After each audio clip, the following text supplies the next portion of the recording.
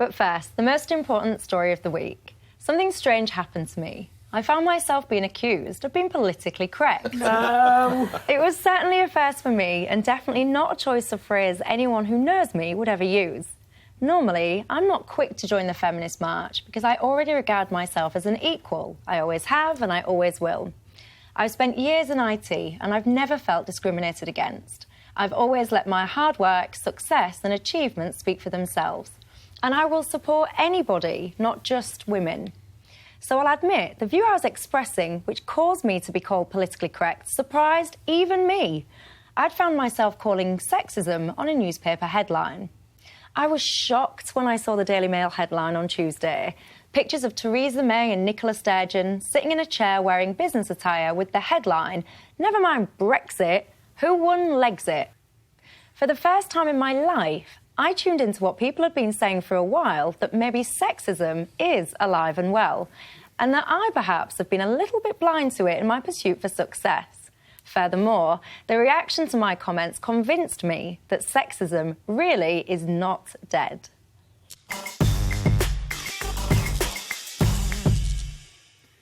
You're surprised, I'm surprised. Listen, let me just read you a definition of sexism. It says, prejudice or discrimination based on sex. Now, when could those two women ever say that that affected them? I mean, I tell you what was sexist, though. Ed Miliband, when he was being asked about this, having been told that Theresa May had said she wasn't bothered about it, it was fine for people to have a bit of fun with it, he actually said, well, it's not for her to say, is it? She's busy with Article 50. It's for others to say for her. I mean, how sexist is that and how patronising is that? No, so just to be clear, I don't mind people commenting on she's wearing that, that really doesn't bother me. I equally don't mind banter and a joke. The thing that hacked me off is that we're in a really sensitive political time at the moment. So that meeting, you've got Nicola Sturgeon, she's really quite upset at being, left behind or been excluded from the conversations. Angry. So it was a really important meeting. And what I took offense to was that the headline I've just described, was front page news, and it was never mind Brexit. Now, if inside the pages they wanted to have some level of conversation about what people wear, I don't care. But putting it on the front page and saying, never mind Brexit, I just thought it was embarrassing. But I'm sorry I did. Michelle, I don't know what's going on. We agree. I know, it's weird. Well, Carol, so what do you think that headline was then? If it wasn't sexist, what is the headline? I think the Mail were having a bit of fun. Do you think it's complimentary? I think.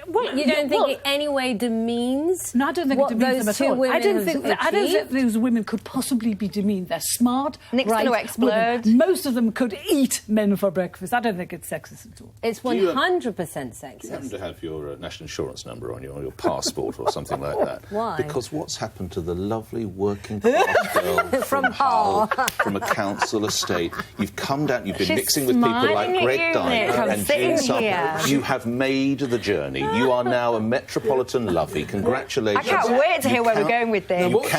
What she's really done is sat opposite you for about 6 months and discovered that's not the route to go. Tell me, I'm confused. You count among your friends now columnists such as Owen Jones, Harriet Harman, Ed Miliband, Gordon Brown. Yes. Congratulations, you've made wonderful thinkers. Your argument, and I love you, you know that seriously, but your argument falls apart because even one of the women featured says it is a bit of fun. Exactly. And since when does coverage have to be so po-faced, so serious, so desperately heavy? And quite rightly, it was brilliant, by the way. Let me say here and now, it was a brilliant headline. It was very funny. I laughed. I applauded it. I think, as the Mail often does, it got it absolutely right.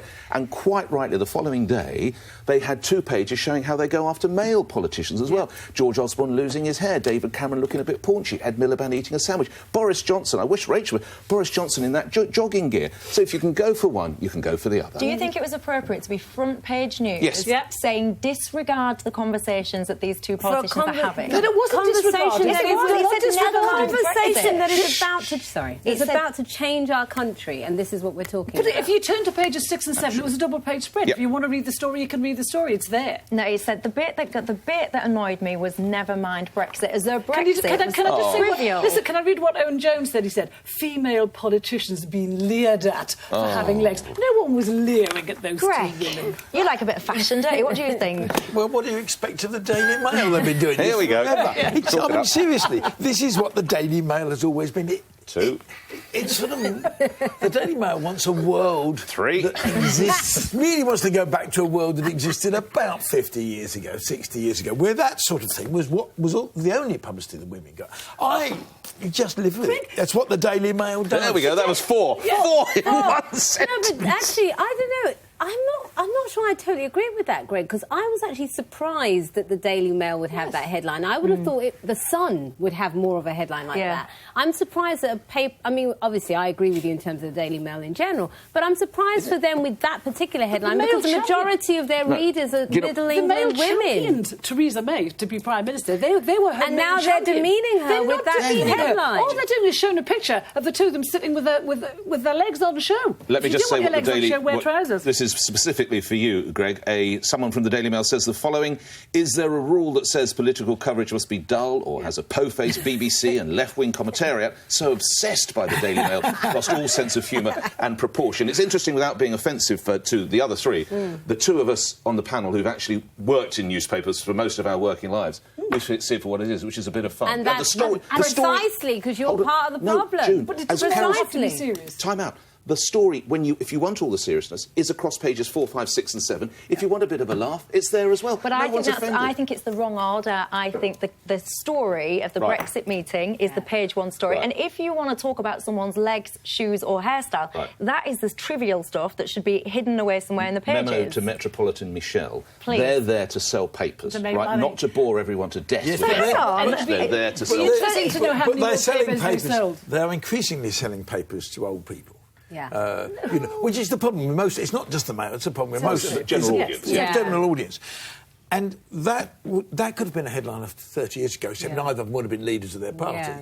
But it could have been. And it just is what the Mail is, and it's always wanted to be. It was a furore that was led we've by... got some funny tweets, because Twitter obviously totally exploded. There's a great one from Ruth Davidson, which I retweeted, which I thought was hilarious.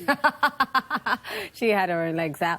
Ed Miliband, yes, this was a brilliant one. The 1950s called and asked for their headline back. Well done. And to me, the person who won legs it for sure, David Schneider. Look at that. Oh, hilarious. That's not sexist at all, is it? Not at all. I love how you say, though, that their job is to sell papers. As though somehow someone's going to walk to the newsagents, see those sets of legs and go, oh, I wasn't going to buy that today, but now it's in those legs, I will. I mean, people may have, actually. Everyone's talking about the Mail. They would have bought the paper the day after. Exactly. We've had a 10-minute discussion about the front page of the Mail. They'll die for that. But I'm telling you, they will be crying in the streets of Hull. They have lost one of your own. No, they You're won't. now with Harriet Hum. And Nicky Morgan, who said, and this, by the way, it's going to discourage women coming into politics. Yeah, that's a bit... Really? Well, you've associated associated yourself with her, Michelle. No, I don't share that view. I don't think that anyone is going to go, oh, I was going to be the Prime Minister of the UK, but now they've talked about shoes and legs, I won't. I think that's a bit bizarre. Do you not agree that those women dress to be noticed? And there's nothing wrong with that. Well, yeah, of course they do. So when they get noticed, why is there a big fury? Not by them, obviously, but by other people. The great lesson: ladies never cross their legs in public. It's true. It is That's true. what we must all take from that. True ladies. Even the best ladies. That's what you get taught at finishing school, as I'm sure you're. I've got my ankles I'm out of the state in Walthamstow, don't ask me. Anyway, it costs more than that in Walthamstow. My debate, I think, is definitely going to have Michelle sorted and back on side with the people of Hull. I'm coming. So don't worry, I'm coming she's next. coming back with my debate.